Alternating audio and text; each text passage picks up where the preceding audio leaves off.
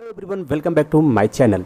तो आज जो मैं वीडियो बना रहा हूँ ना, इस वीडियो में मैं जो आपको कोड मैं आपको बताने वाला हूँ, जो सोर्स कोड मैं आपको दिखाने वाला हूँ, वो कोड तकरीबन सारे प्रोजेक्ट में यूज़ किए जाते हैं। ठीक है, तो अगर आप ये वीडियो अच्छे से पढ़ोगे तो आप आसानी से कोई भी प्रोजेक्ट आप क्रिएट कर सकते हो।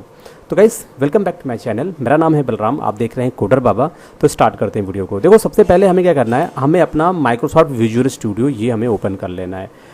अब ये माइक्रोसॉफ्ट विजुअल स्टूडियो आप कोई सा भी वर्जन, फिलहाल मैं जो वर्जन यूज़ कर रहा हूँ ये है विजुअल स्टूडियो 2010, पुराना वर्जन है, पर मैं इसे टाइम टू टाइम अपडेट करता रहता हूँ। ठीक है, बट आप इसे डाउनलोड कर सकते हो कहाँ से? आप गूगल पे जाओ, सिंपली सर्च मारो माइक्रोसॉफ्ट विजुअल स्टूडियो, उसका ऑफिशियल पेज ओपन होकर आ जाएगा, वहाँ से आप इसे डाउनलोड कर सकते हो। आप कोई भी लेटेस्ट वर्जन, अगर आप लेटेस्ट वर्जन करते हो तो कोई दिक्कत नहीं है, तब भी बहुत ही अच्छा है। पर अगर आपके पास कोई पुराना वर्जन भी इंस्टॉल है आपके सिस्टम में तभी अच्छा है, तो उस पर भी आप आराम से काम कर पाओगे। तो देखो, सबसे पहले कोई भी प्रोजेक्ट हम क्रिएट करने से पहले हम यहाँ पे फाइल पे क्लिक करेंगे। हमें मेनू हमारे पास है, फाइल पे क्लिक करेंगे, चलेंगे न्यू पे चलेंगे। देखो, बहुत सारे विजुअल स्टूडियो में जैसे कि अगर आपके पास अल्टीमेट है या किसी के पास कुछ बेसिक वर्जन है, तो वहाँ पे क्या होता है, ये फाइल पे जब आप क्लिक करोगे ना, तो फाइल के बाद ये जो देखो, अगर आप स्क्रीन पे देख पा रहे हो, तो मैं फाइल पे क्लिक कर रहा हूँ, न्यू पे आने के बाद यहाँ पे project, website, team project, file और ये सारे ऑप्शन आपको दिख रहे हैं। तो कभी कभी क्या होता है, ये सारे ऑप्शन यहाँ पे क्लिक करते ही यहीं आपको नीचे में नज़र आएंगे, यहीं नीचे आपको ये नज़र आएंगे। ठीक है, तो उस पर कन्फ्यूजन नहीं होना, वो हर वर्जन का अलग अलग थोड़ा सा डिज़ाइन होता है। तो देखो, न्यू पे आएंगे। अब अगर आपको वेबसाइट बनानी है तो वेबसाइट पे क्लिक करेंगे, पर हम क्या बनाएंगे, विंडो बेस्ड एप्लीकेशन, तो हम सिंपली प्रोजेक्ट पे क्लिक करेंगे। ओके, तो यहाँ पे देखो, अभी ये क्या है, विजुअल सी शार्प यहाँ पे सेलेक्ट, नेक्स्ट जो प्रोजेक्ट मैंने बनाया था विजुअल सी शार्प में, तो इस वजह से वो प्रीवियस सेलेक्टेड प्रोजेक्ट यहाँ पे दिखा रहा है। बट आपको क्या करना है, आपको इसे चेंज करना है। मैं क्या यूज़ करूँगा, vv.net, visual basic .net use करूँगा। तो क्या करेंगे, यहाँ पे क्लिक करेंगे कॉर्नर पे।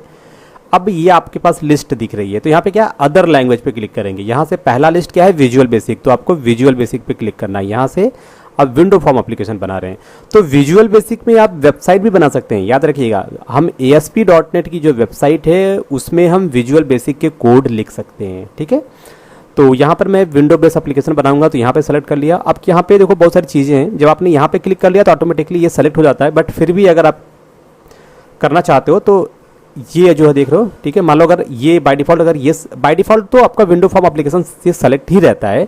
बट इन केस अगर कोई दूसरा कुछ क्लिक हो जाए तो आपको क्या करना है, आपको यहाँ पे क्लिक करना है। यहाँ पे क्लिक करना, ये सेलेक्ट हो गया, ये आपका क्या है, विंडो एप्लीकेशन नंबर 9। तो आपको इस हर ये एप्लीकेशन आप बना रहे हो, तो अब आप अपने एप्लीकेशन का नाम चेंज कर दो। तो नाम हम क्या चेंज करते थे, ये नाम दे दिया मैंने एम्प्लॉई प्रोजेक्ट, ऐसा कुछ दे दिया मैंने नाम। ठीक है, एम्प्लॉय प्रोजेक्ट, ये नाम दे दिया। अब देखो, यहाँ से आप कहाँ पे आपको स्टोर करना है, ठीक है, वो सारी चीज़ डिटेल आप यहाँ पे ब्राउज करके आप चेक कर सकते हो, लोकेशन चेंज कर सकते हो। ठीक है, तो अभी ये प्रोजेक्ट है, सिंपली कुछ नहीं करना, आपको प्रोजेक्ट का नाम देना है। देना चाहते हो तो नाम दोगे तो आपको आसानी रहेगी ना कि कौन सा प्रोजेक्ट है हमारा, तो सारे प्रोजेक्ट का नाम से आप उसे आसानी से आइडेंटिफाई आप कर पाओगे। अब देखो, ओके पे क्लिक करेंगे तो आपका ये ओपन हो जाएगा। थोड़ी देर में हो सकता है टाइम ले, सिस्टम स्लो हो या किसी कारण से, या आपसे मतलब 5 सेकेंड से 10 सेकेंड इतना टाइम आपको लेगा। बट अगर आपका सिस्टम पावरफुल है तो ये और भी जल्दी ओपन होगा। ठीक है, डिपेंड टू सिस्टम कॉन्फ़िगरेशन।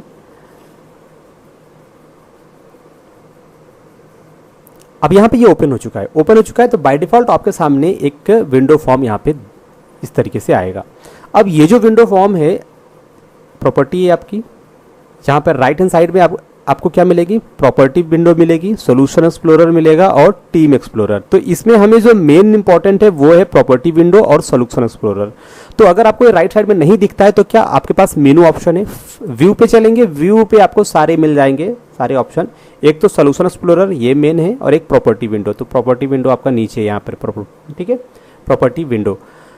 अब एक चीज़ देखो, ये जो फॉर्म है, फॉर्म बेसिकली क्या होता है, फॉर्म जो होता है, फॉर्म अगर हम ऐसे दे, रियल लाइफ का एग्जांपल है, अगर मैं आपसे कहूँ एक फॉर्म भरना है, स्कॉलरशिप का फॉर्म भरना है, तो स्कॉलरशिप का फॉर्म आप ले आते हो और उस फॉर्म पे कॉलम बने होते हैं, कुछ कॉलम बने होते हैं जहाँ पे आपको लिखा होता है, उसके पहले लिखा होता है mention, enter your name, enter your address, date of birth, class, इस तरह की चीज़ें उस पर फिल होती हैं। तो फॉर्म क्या होता है, अब वो जो फॉर्म आपके पास है ना, उस फॉर्म पे आपने सारी इन्फॉर्मेशन फिल कर दी, जो जो कॉलम उस पर बने थे सब आपने इन्फॉर्मेशन फिल कर दिया। तो हम क्या कह सकते हैं कि फॉर्म क्या है? फॉर्म है कलेक्शन ऑफ कंट्रोल, जहाँ पे आप अपना इन्फॉर्मेशन इंटर करते हो जिसके थ्रू, ठीक है। तो फॉर्म पे क्या होता है? Collection of control. Collection of control क्यों कहते हैं हम इसे? देखो, कलेक्शन ऑफ कंट्रोल का मतलब ये हो गया कि सपोज अगर मुझे नाम इंटर करना है, इस मान लो ये है आपका विंडो एप्लीकेशन फॉर्म है, यहाँ पर मुझे नेम इंटर करना है। तो नेम इंटर करने के लिए क्या करेंगे?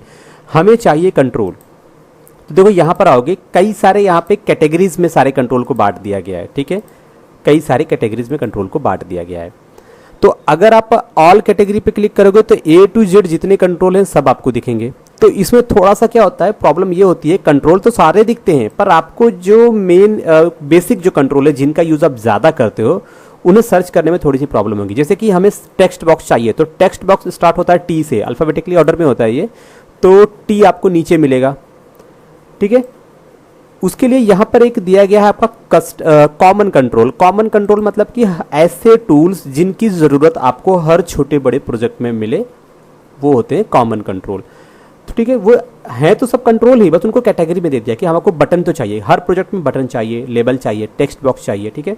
तो अगर मुझे नेम इंटर करना है तो ये है text box control. Text box control क्या होता है? जहाँ पे आप यूजर से वैल्यू ले सकते हो या इसमें वैल्यू हम शो कर सकते हैं, ठीक है। हम टेक्स्ट बॉक्स में जब भी हम कुछ लिखते हैं तो टेक्स्ट बॉक्स कंट्रोल के थ्रू ही हम प्रोग्राम को इनपुट देते हैं। तो ये एक कंट्रोल है टेक्स्ट बॉक्स। अब इसमें हम क्या अपना नेम और एड्रेस जो भी आप देना चाहते हो वो आप यहाँ पे लिखोगे। एक बार हम इसे सेव कर लेते हैं और एक बार इसे हम रन करके मैं आपको दिखाता हूँ कि किस तरीके से हम इसमें नेम जो है वो इंटर करेंगे। हालांकि ये वीडियो काफ़ी लेंदी होने वाला है, कोई दिक्कत नहीं, ये क्लास मैं बिगनिंग से बता रहा हूँ, इसमें कुछ कंट्रोल्स को भी आप आसानी से जान जाओगे कि कैसे उस पर काम करते हैं, ठीक है। तो देखो, जब ये प्रोजेक्ट रन हुआ तो यहाँ पर ये जो आप कंट्रोल आपने यूज़ किया था, इस कंट्रोल को क्या बोलते हैं? Text box. ऐसा बॉक्स जहाँ पे आप टेक्स्ट लिख सकें। तो जैसे कि यहाँ पे मैं लिखता हूँ सब्सक्राइब कोडर बाबा, ठीक है। तो ये क्या है? ये मेरा टेक्स्ट है, ये मैंने कहाँ लिखा? एक बॉक्स में लिखा। तो क्या है ये एक टेक्स्ट बॉक्स बन गया, ठीक है, जहाँ पे आप आसानी से कोई चीज़ लिख लो और जैसे आप अगर बटन होगा आपके पास तो क्लिक करते तो वो सेव हो जाता है। तो ये मैंने यहाँ पे लिख दिया, ओके। लिखने के बाद क्या करेंगे? ऐसे स्टॉप कर लेते हैं। अब ये जो कंट्रोल है ना, इस कंट्रोल की कुछ प्रॉपर्टीज होती हैं। बेसिकली जितने भी टूल बॉक्स में आप आओगे तो टूल बॉक्स आपको व्यू में भी मिलेगा। व्यू में आएंगे, व्यू में क्या मिलेगा? टूल बॉक्स, ठीक है। तो टूल बॉक्स मिल जाएगा। टूल बॉक्स में आपको सारे कंट्रोल मिल जाएंगे जो एक एप्लीकेशन में आप यूज़ करते हो, वो सारे कंट्रोल आपको यहाँ पे मिल जाएंगे। अब यहाँ पे ये जो टेक्स्ट बॉक्स है, ये टेक्स्ट बॉक्स और यहाँ टूल बॉक्स में अवेलेबल जितने भी कंट्रोल हैं, सारे कंट्रोल का कोई ना कोई प्रॉपर्टी होता है, ठीक है, कुछ ना कुछ प्रॉपर्टी होती है। अब देखो, जो प्रॉपर्टी होती है वो सारे कंट्रोल के कुछ कुछ कॉमन होते हैं, कुछ कुछ प्रॉपर्टी ऐसी होती है जो सारे कंट्रोल के कॉमन होते हैं, कुछ ऐसे होते हैं कि वो किसी में होता है किसी में नहीं होता। तो प्रॉपर्टी, अगर मुझे क्या प्रॉपर्टी क्या है? प्रॉपर्टी मतलब कि अगर ये टेक्स्ट बॉक्स है तो इस टेक्स्ट बॉक्स का एक प्रॉपर्टी होगा कलर, एक प्रॉपर्टी होगा इसका हाइट, विड्थ, साइज, ठीक है, ये सारी प्रॉपर्टी हैं। तो अब आपको करना क्या है? मुझे क्या चाहिए कि ये जो उसकी हाइट विड्थ थोड़ी सी बड़ी हो जाए। तो प्रॉपर्टी में चलेंगे, इसे सेलेक्ट करो, पहले उस कंट्रोल को सेलेक्ट करो, फिर प्रॉपर्टी में जाओ। प्रॉब्लम हो रही है तो इसे सेलेक्ट करो, यहीं पर राइट क्लिक करो, सेलेक्ट करके प्रॉपर्टी, इसका प्रॉपर्टी ओपन हो गया। अब देखो यहाँ पे क्या होगा, इसकी सबसे एक प्रॉपर्टी नीचे की तरफ ये टेक्स्ट प्रॉपर्टी है। तो इनिशियली टेक्स्ट ब्लैंक है। अगर इस टेक्स्ट में आप लिख दोगे हेलो, ये मैंने लिखा हेलो, तो टेक्स्ट प्रॉपर्टी जो आप टेक्स्ट प्रॉपर्टी में लिखोगे वो आपको यहाँ पे विजुअल होगा। यहाँ पे देखो हेलो लिखा हुआ है, ठीक है। अगर मैं यहाँ पे जाके इसे मैं हाई कर देता हूँ तो यहाँ पे देखो हाई हो गया, ठीक है। तो ये क्या है? ये है आपका टेक्स्ट बॉक्स। तो बेसिकली इनिशियली ये क्या होता है? ये इम्पटी होता है। अब देखो, अगर मुझे इसका कलर मैं चाहता हूँ फॉन्ट में आए, यहाँ पे देखो आप फॉन्ट सेलेक्ट कर लो कि टेक्स्ट बॉक्स में जो भी वर्ड आप लिखो उनके फॉन्ट थोड़े से डिफरेंट हो, ठीक है। ये फॉन्ट सेलेक्ट कर लिया। फॉन्ट की साइज़ सेलेक्ट कर लो, तो मैंने साइज़ किया 22, ये मैंने एक साइज़ ले लिया, ठीक है। इसके अलावा आप क्या कर सकते हो? जो कलर होगा, फॉर कलर का मतलब टेक्स्ट का कलर और बैक कलर का मतलब होता है बैकग्राउंड का कलर। ये चीज़ आप याद रखिएगा। फॉर कलर यानी कि जो टेक्स्ट उस पर लिख के आएगा उस टेक्स्ट का कलर क्या होगा। तो मैंने एक कलर सेलेक्ट कर लिया, ठीक है। इसे एक बार रन करते हैं, ओके। अब यहाँ पर अगर मैं कुछ लिखता हूँ, ये देखो मैंने कलर चेंज किया था, कलर भी चेंज हो गया, और यहाँ पे मैंने फॉन्ट चेंज किया था, फॉन्ट चेंज हो गया, फॉन्ट का स्टाइल चेंज किया था, स्टाइल भी चेंज हो गया। ये आप देख पा रहे हो, परफेक्ट है। अब क्या करेंगे, अब देखो ये टेक्स्ट बॉक्स तो हमने ले लिया, ठीक है। ये जो टेक्स्ट बॉक्स आप देख रहे हो, इस टेक्स्ट बॉक्स को मैंने तो ले लिया, बट अब जैसे कि अगर इस एप्लीकेशन को मैं रन करूं, सपोज मैंने इस एप्लीकेशन को रन कर दिया, अब आपके सामने आ गया, यहाँ पे कर्सर ब्लिंक कर रहा है। अब आप कंफ्यूज हो, आप नहीं, मतलब कि जो यूजर इस एप्लीकेशन को यूज करेगा उसे थोड़ी पता है ना कि यहाँ पे मुझे क्या इंटर करना है। अब वो कंफ्यूज है कि यहाँ पे इंटर क्या करना है। अब वो यहाँ पे मोबाइल नंबर भी दे सकता है, अपना नाम भी टाइप कर सकता है, आधार कार्ड नंबर दे सकता है, ठीक है, कुछ भी, ईमेल दे सकता है। अब वहाँ पे कुछ भी दे सकता है, पर उसे पता नहीं ना कि यहाँ पे एग्जैक्टली क्या वैल्यू मुझे इंटर करना है। तो उसके लिए एक कंट्रोल हमारे पास है, लेबल। लेबल क्या करता है, लेबल मतलब कि जैसे कि मान लीजिए डोर है, मतलब घर है, घर में डोर है, तो डोर पे लिखा होता है एग्जिट हियर। तो अगर आपको बाहर निकलना है तो उस वाले डोर का प्रयोग करें। तो वो क्यों, वो उस पर्टिकुलर डोर, वो जो बोर्ड लगा होता है कि वो उस पर्टिकुलर डोर को बताने के लिए कि इस डोर का काम क्या है, अगर आपको एग्जिट करना है तो इस डोर का प्रयोग करें, ठीक है। तो अब सेम चीज़ यहाँ पर आपको मिलेगा, लेबल। ये लिया लेबल कंट्रोल, लेबल कंट्रोल ला के हमें यहाँ पे रख देना है। लेबल कंट्रोल, देखो लेबल कंट्रोल बेसिकली क्या करता है, वो अपने जो सामने वाले जो कंट्रोल होता है, या किसी भी कंट्रोल की बात कर लो हम, कि कोई भी कंट्रोल हो, उस कंट्रोल में किस तरह की वैल्यू आपको इंटर करनी है उसके बारे में आपको एक छोटा सा इन्फॉर्मेशन वो प्रोवाइड कराता है। तो अगर मैंने इसके सामने लेबल रख दिया तो इसका मतलब क्या है कि ये अब ये तो एक कॉमन इंटेलिजेंस है आपका, कि आपको समझना पड़ेगा कि किस तरीके से, हाँ, कि डिज़ाइन किस तरीके से किया गया है। कभी क्या होता है, इसको हम यहाँ ऊपर लिख देते हैं, ठीक है, इंटर योर नेम, नीचे टेक्स्ट बॉक्स, ठीक है, और कभी हम बेसिक जो है सामने लिख दिया। अब ये लेबल है ना, लेबल का भी हम क्या करते हैं, कुछ प्रॉपर्टी चेंज कर देते हैं। राइट क्लिक करेंगे, प्रॉपर्टी में चलेंगे, पहली प्रॉपर्टी फॉन्ट, तो फॉन्ट हम यहाँ पे चेंज करेंगे, font size property, basically font size change करेंगे, बाकी हम सब रहने देते हैं। अब फॉन्ट साइज हो गया। अब ये जो लेबल है, अगर मैं इसे सेव कर लेता हूँ और सेव करके अगर मैं इसे ऐसे ही रन करूँगा तो क्या लिख के आया, लेबल। ये अब वो कंफ्यूज है कि लेबल 1 है क्या, क्या है लेबल 1। तो हमें लेबल को क्या करना है, लेबल का टेक्स्ट चेंज करना है। टेक्स्ट क्यों चेंज करना है, कि इस टेक्स्ट बॉक्स में हम क्या वैल्यू इंटर करेंगे उसके लिए आपको इस लेबल में बताना पड़ेगा। तो हम क्या करेंगे, लेबल में आएंगे, लेबल के टेक्स्ट प्रॉपर्टी में क्या लिखेंगे, यहां पर आपको देना है कि आपको यहां पे क्या चाहिए। तो मुझे चाहिए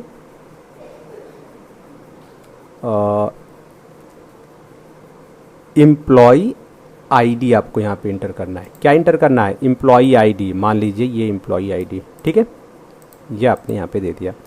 अब एक काम और करेंगे, ये जो कंट्रोल आप देख रहे हो, टेक्स्ट बॉक्स कंट्रोल, इस कंट्रोल का आप एक नेम होता है, नेम आप यहां से चेंज कर सकते हो, ठीक है। इसका नेम क्या देंगे, इसका नेम दे दिया मैंने आईडी।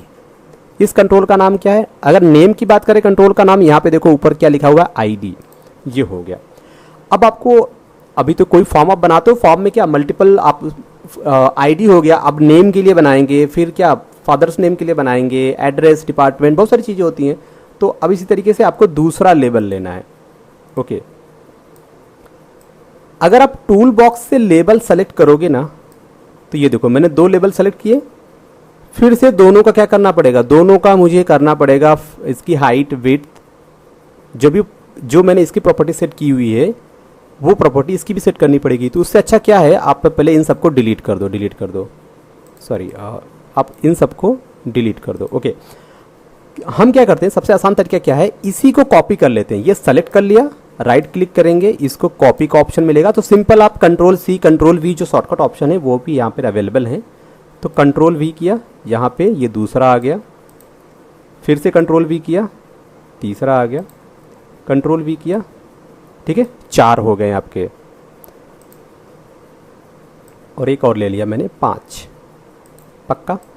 अब आप इन सब को सेलेक्ट करके आप इन्हें अपने हिसाब से एडजस्ट कर सकते हो, ठीक है। तो थोड़ा सा ऊपर, ओके, आप देखो आप इनको ड्रैग कर सकते हो अपने हिसाब से, जहाँ भी आप चाहते हो ऊपर इस पर क्लिक करो और ऊपर नीचे इसे आप ड्रैग करो, ठीक है। जहाँ भी आपको चाहिए कि जहाँ भी आपको इसे लगाना है, आप उस तरीके से आप इसे ऊपर नीचे दाएं बाएं कहीं भी आप इसे मूव कर सकते हैं। तो इस तरीके से मैंने एक डिज़ाइन यहाँ पे बना लिया। अब क्या करना है मुझे, अब सब में क्या है, लेबल तो सब में सेम है, इसे चेंज करना पड़ेगा। पहला तो ठीक है, उसमें आईडी हो जाएगा, दूसरे वाले में क्या करेंगे, यहाँ पर आ जाते हैं यहाँ पे क्लिक किया। अब देखो दूसरे वाले में क्या करना है, इसको क्या कर देना है, इसको हमें करना है नेम। इसे हम कर देंगे FIRST फर्स्ट नेम, ठीक है। दूसरे में चलते हैं, दूसरे में क्या करना है, यहाँ पे करना है आपको लास्ट नेम, ओके। तीसरे में क्या करना है आपको, यहाँ पर आपको देना है डेजिग्नेशन, एम्प्लॉय का जो भी पोस्ट पे वो काम कर रहा है। और लास्ट वाले में क्या देना है आपको, यहाँ पे आपको दे देना है उसका सैलरी, ओके। तो ये देख कॉमन डिज़ाइन आपने बना लिया, ठीक है। यहाँ पे employ ID, first name, last name, designation और सैलरी। अब एक काम ये करेंगे, जो पहला कंट्रोल है टेक्स्ट बॉक्स कंट्रोल, उसका आईडी तो हमने यहाँ पे नेम प्रॉपर्टी चेंज किया था, बेसिकली नेम आप देख सकते हो आईडी, तो इसका भी नेम हम चेंज कर लेते। देखो नेम हम क्यों चेंज कर रहे हैं, मैं आपको बता दूं, हम कंट्रोल का नेम क्यों चेंज करते हैं।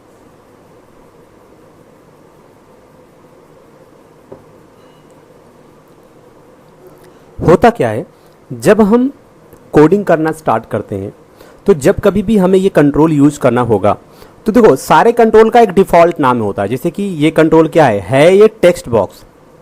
ये कैसा टेक्स्ट बॉक्स है, अगर आपने पहला सेलेक्ट किया तो टेक्स्ट बॉक्स 1 होगा, 2 लिए हैं तो टेक्स्ट बॉक्स 2 होगा, ये आपका 3 है, ये आपका 4 है, ठीक है। ये क्या है 1, और ये क्या है, इसका तो मैंने चेंज कर दिया था, ये तो आईडी है, उसके बाद इनका चेंज नहीं किया, तो default name text box 1, text box 2, text box 3, text box 4, तो उनका डिफॉल्ट नेम होता है। तो अगर आप कहोगे टेक्स्ट बॉक्स 1, अगर मैं कहूँ टेक्स्ट बॉक्स 3, तो टेक्स्ट बॉक्स 3 क्या है, ये जो कंट्रोल है ये है टेक्स्ट बॉक्स 3। बट अगर इस कंट्रोल का मैं एक नाम दे दूँ डेजिग्नेशन, तो जहाँ भी मुझे डेजिग्नेशन को स्टोर करना होगा तो वहाँ पे मैं डायरेक्टली डेजिग्नेशन टेक्स्ट बॉक्स को यूज़ करूँगा उसके नाम से सिंपली। पर टेक्स्ट बॉक्स 3, 2, 4 में कन्फ्यूजन रहेगा, अगर मैं 3 कहूँ तो कौन है नहीं पता ना, तो अगर नेम से कहूँगा तो वो आसानी से मैं उसे आइडेंटिफाई कर लूँगा इस प्रोजेक्ट में। तो सबको चेंज करेंगे, इसको इस पे आ जाएंगे, इसे सेलेक्ट करेंगे, आप इसके नेम प्रॉपर्टी में चलेंगे, इसको हम क्या कर देंगे, इसको कर देंगे हम नेम, बेसिकली फर्स्ट नेम, तो एफ नेम। ये जो प्रॉपर्टी नेम है ना, यहाँ पे आप कोई भी यूज़र डिफाइन नेम, यानी कि आप अपने हिसाब से कोई भी नेम आप यहाँ पे दे सकते हो। सेकेंड पे चलेंगे, ये क्या है आपका लास्ट नेम, इस पे आएंगे, ये क्या है आपका डेजिग्नेशन। सैलरी को सेलेक्ट करेंगे, इसको भी आपको चेंज करना है, ओके सैलरी। ये सारे कंट्रोल के नाम आपने चेंज कर दिए, ठीक है। अब होता क्या है, अब हमें जनरली लेने होते हैं बटन। बटन क्या होता है, बटन की हेल्प से आप कोई भी कमांड एग्जीक्यूट कर सकते हो, ठीक है। बटन, इस पर क्लिक करोगे तो इसका देखो हर कंट्रोल का एक इवेंट होता है। बेसिकली जो आपका विजुअल बेसिक .NET है, ये क्या है, event driven programming language, event के द्वारा चलने वाला, ठीक है। इवेंट ड्रिवन का मतलब आपको अगर डेटाबेस में वैल्यू स्टोर करनी है तो पहले आप इसमें वैल्यू इंटर करो, वो सेव कब होगा, जब आप इस बटन पे क्लिक करोगे तब जाके वो सेव होगा, ठीक है। तो आपको क्या करना पड़ा, आपको क्लिक इवेंट को फायर करना पड़ा, और आपने क्लिक इवेंट पे कोड लिखा था, वो कोड रन हुआ और आपका डेटा जाके इस डेटाबेस में सेव हो गया। इस कंट्रोल को हमने सेलेक्ट कर लिया। नेम अगर आप देना चाहते हैं तो दे सकते हैं, मैंने दे दिया इंसर्ट। फॉन्ट पे आएंगे, इसका एक फॉन्ट दे देते हैं। टेक्स्ट में चलेंगे, टेक्स्ट में क्या देना है, टेक्स्ट में देना है इंसर्ट, ठीक है। ये आ गया,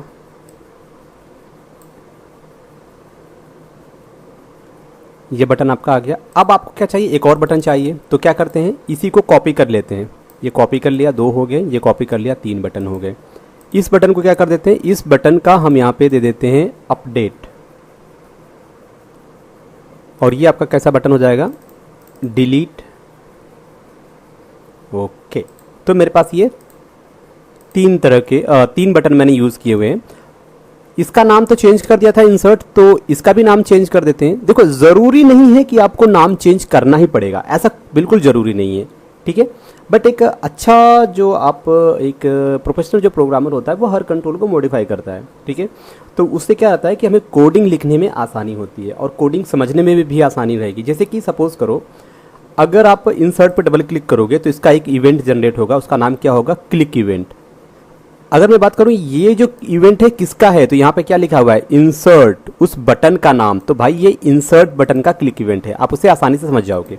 बट अगर मैं इसकी बात करूं, इस पर डबल क्लिक किया तो ये क्या है, बटन वन। बटन वन पता नहीं कौन सा बटन है, डिलीट का बटन है या अपडेट का बटन है, इंसर्ट का बटन है, किसका बटन है बटन वन, हमें नहीं पता। पता कैसे चलेगा, उसके टेक्स्ट पे आएंगे तो पता चलेगा, अच्छा ये अपडेट है तो यानी यहाँ पर अपडेट की कोडिंग की गई होगी, ठीक है। इसी तरीके से बटन टू की बात करें तो ये बटन टू है। तो इसमें आपको कंफ्यूजन होगा कि ये बटन टू में एक्चुअली है क्या और इस पर हमने क्या कोड लिखा हुआ है। बट अगर आप इसका नेम चेंज कर दोगे, यहाँ पे आपने यहाँ पे नेम किया अपडेट कर दिया और इसको कर देते हैं डिलीट। इससे क्या होगा कि जब आप कोड लिखना स्टार्ट करोगे तो इसका इवेंट जनरेट जो होगा, यहाँ पे डबल क्लिक किया, अब ये देखो इसका इवेंट क्या आया, अपडेट बटन। तो आप समझ जाओगे कि हाँ यहाँ पे जो कोड किया गया है वो अपडेट बटन का कोड है, ठीक है। उसी तरीके से इस पर क्लिक करेंगे तो देखो इसका क्लिक इवेंट जनरेट हो गया, बटन का क्लिक इवेंट। तो अभी ये क्लिक इवेंट क्या है मैं इसके बारे में भी बात करूँगा। तो पहले तो ये हो गया, ठीक है। ये सारे कंट्रोल यहाँ पे हो चुके हैं, देखो कंट्रोल हो गए, यहाँ पे बटन आपके हो चुके हैं। अब आपको इन्हें एक ही साथ सेलेक्ट करो, ऊपर नीचे करो तो एक ही साथ ये ऊपर नीचे हो जाएंगे, ठीक है। अब हम इसे सेव कर लेते हैं, एक बार इसे रन करके आपको प्रीव्यू में दिखाता हूँ।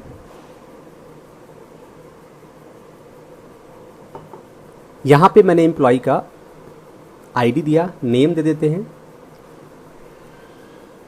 लास्ट नेम, डेजिग्नेशन, सैलरी, ठीक है। ये सारा इन्फॉर्मेशन आपने एंटर किया। अब जैसे आप इंसर्ट पे क्लिक करो तो ये रिकॉर्ड डेटाबेस में सेव भी होना चाहिए, ठीक है। अब डेटाबेस की बात करते हैं हम।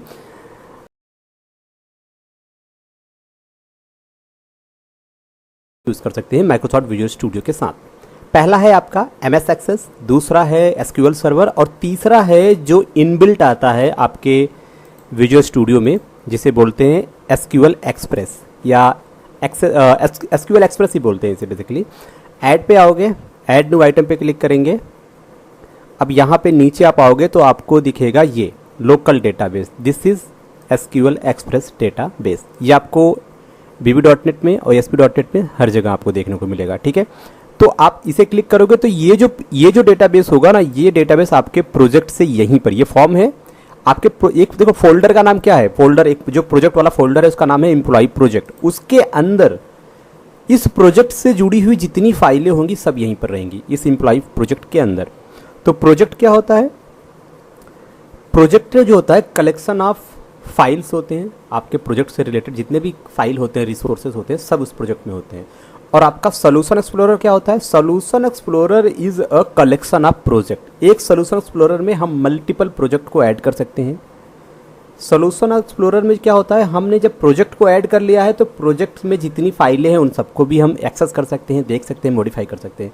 ये जो विंडो फॉर्म यहाँ पे ओपन है किसकी हेल्प से ओपन है, सोल्यूशन एक्सप्लोरर की हेल्प से। पहले वो लोड होगा सोल्यूशन एक्सप्लोरर में एंड देन यहाँ पर आपको ये सोल्यूशन एक्सप्लोरर एरिया हो गया, यहाँ पर आपका वर्किंग एरिया होगा जहाँ पे आप फॉर्म के डिज़ाइन कर रहे हो। देखो सबसे पहली बात क्या है कि हमें जो डेटाबेस हम यूज़ करेंगे वो कौन सा डेटाबेस है। सबसे पहले मैं क्या करता हूँ, आपको माइक्रोसॉफ्ट एक्सेस जो डेटाबेस है मैं आपको वो बताता हूँ कि उसके साथ आप कैसे यहाँ पे डेटा को ऐड कर सकेंगे। तो सबसे पहले हम माइक्रोसॉफ्ट एक्सेस डेटाबेस इंस्टॉल कैसे करेंगे, ठीक है, मैं वो बता दूँ। माइक्रोसॉफ्ट जो एक्सेस डेटाबेस है उसे आपको इंस्टॉल करने की ज़रूरत बिल्कुल भी नहीं है। अगर आपने अपने सिस्टम में MS ऑफिस इंस्टॉल कर रखा है, जैसे कि मैं यहाँ पे अपने स्टार्ट बटन पे क्लिक करता हूँ, यहाँ पे ऑल प्रोग्राम में चलेंगे तो आपको मिलेगा माइक्रोसॉफ्ट ऑफिस, यहाँ पे मैंने इंस्टॉल कर रखा है। आप इस पर क्लिक करोगे ना तो देखो माइक्रोसॉफ्ट ऑफिस में आपको बहुत सारे एप्लीकेशन मिल जाते हैं, जैसे कि यहाँ पे देखो आपको मिलेगा Microsoft Word, PowerPoint, Excel मिल गया, ठीक है, आउटलुक मिल गया, और यहीं पर आपको क्या मिलेगा, माइक्रोसॉफ्ट एक्सेस। तो MS ऑफिस के अंदर ये आता है, MS ऑफिस के अंदर ये आता है, उसका एक छोटा सा पार्ट होता है। तो आपको क्या करना है, अगर आपके सिस्टम में MS ऑफिस इंस्टॉल है तो आपको एक्सेस जो है वो आसानी से मिल जाएगा। तो हम ये रहा हमारा एक्सेस, अब हम इसी पे करेंगे क्लिक। तो यहाँ पे मैं एक चीज़ बता दूँ आपको, जो कॉन्फ़िगरेशन है मेरे सिस्टम का, मैं विजुअल स्टूडियो 2010 यूज़ कर रहा हूँ। जो एक्सेस डेटाबेस है ये एक्सेस डेटाबेस 2007 यूज़ कर रहा हूँ। जो ऑपरेटिंग सिस्टम है वो है विंडोज 7। तो ये कॉन्फ़िगरेशन है, पूरा सिस्टम जो है वो है 64 बिट का। तो हो सकता है अगर आप ये सेम चीज़ जो मैं बता रहा हूँ, आप ये सेम चीज़ ट्राई करो, हो सकता है आपके सिस्टम में ना चले। सिस्टम में ना चले आपके तो परेशान बिल्कुल मत होइएगा। बस ये समझ जाइएगा आप लोग कि जो आपका विजुअल स्टूडियो है वो कंपैटिबल नहीं है आपके MS एक्सेस डेटाबेस के साथ, ठीक है। तो सबसे पहले अब हमने ये अपना माइक्रोसॉफ्ट एक्सेस जो डेटाबेस है इसे ओपन कर लिया। एक्सेस को मैंने ओपन कर लिया। अब मुझे क्या करना है, सबसे पहले एक डेटाबेस क्रिएट करना है। तो कैसे क्रिएट करेंगे, इसका तो पुराना है तो इसका फॉर्मेट कुछ इस तरीके से आ रहा है, हो सकता है नए में कुछ अलग तरीके से आए। तो यहाँ पे देखो क्या दिख रहा है, ब्लैंक डेटाबेस। तो मैंने इस पर क्लिक किया। राइट हैंड साइड में आएंगे तो यहाँ पे कह रहा है आपके डेटाबेस का नाम बताओ। तो नाम इसका हम दे देते हैं इट्स एम्प्लॉई।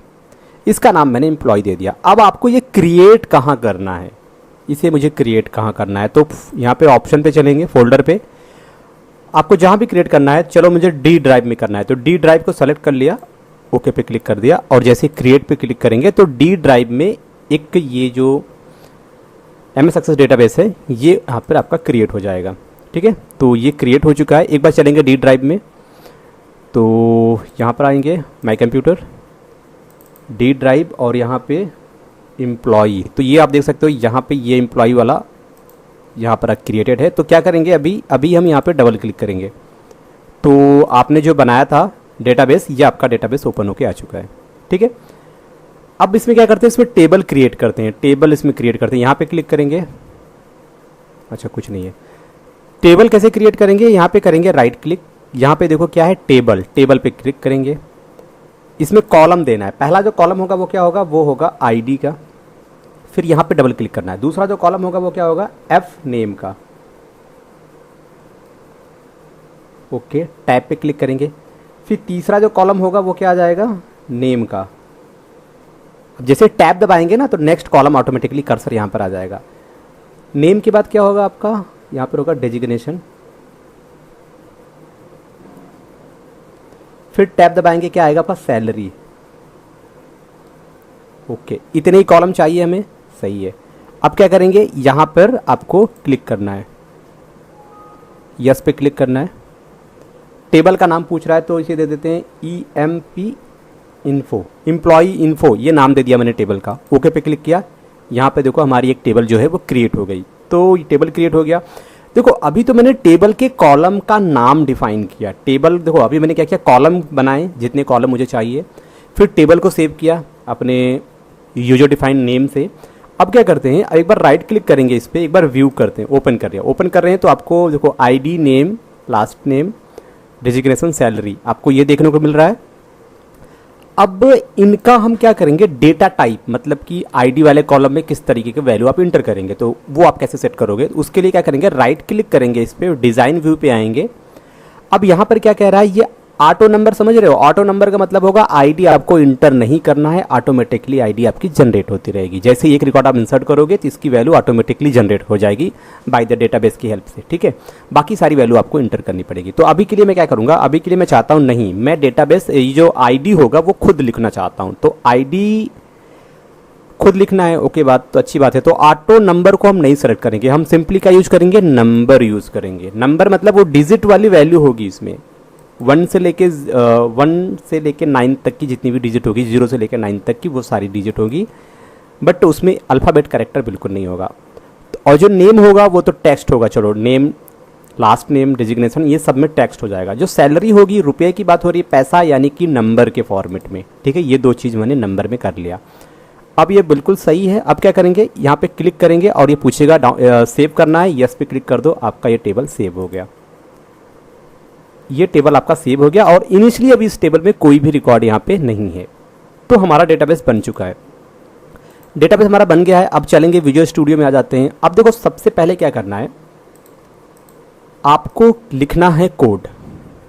किसका कोड, डेटाबेस के कनेक्टिविटी का कोड, ठीक है। तो तो हमारे पास एक ऑप्शन क्या है, एक ऑप्शन ये है, पहला चीज़ ये है कि सबसे पहले आप ये जो बटन है आपका, इस बटन पे आप क्लिक करो। तो बटन पे मैंने डबल क्लिक किया, तो बटन पे जब मैंने डबल क्लिक किया तो यहाँ पे क्या है, ये है button click event. Button click event क्या है, देखो ये एक बेसिकली इवेंट एरिया है।